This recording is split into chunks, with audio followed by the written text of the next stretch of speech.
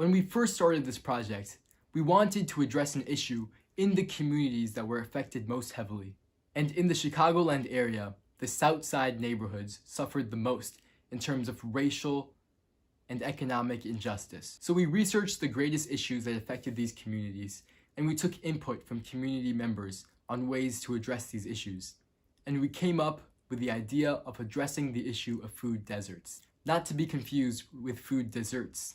Though, in Masjid community dinners, the lack of food desserts are a serious social issue. Food deserts, which are often in inner-city communities, are places where residents face a lack of access to healthy, affordable, and fresh produce. We decided that with a $1,000 grant, we were going to create a stand and put it on the south side of Chicago, where we would give out fresh produce, hand sanitizers, and masks and other necessities to low-income residents in those communities. But all we needed was a location. We reached out to the Inner City Muslim Action Network to ask if we could use their space. That's when everything changed. They were not on board. Like, really not on board.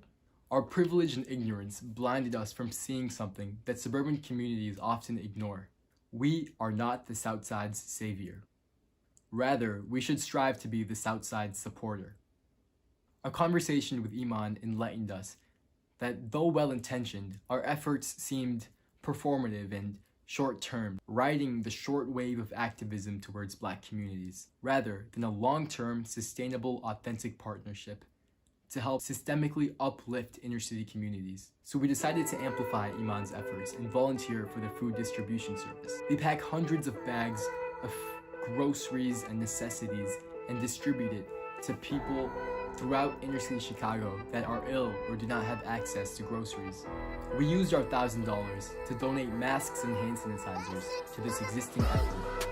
Every Wednesday for the last 3 weeks, we spent hours packing and distributing these bags to families throughout inner-city Chicago. We hope to continue this partnership with Iman in the future, creating a bond between our suburban Muslim communities and our inner-city Muslim communities, while following Islamic practices of feeding the needy, helping the destitute, and addressing instances of injustice in our communities, enjoining good and forbidding evil.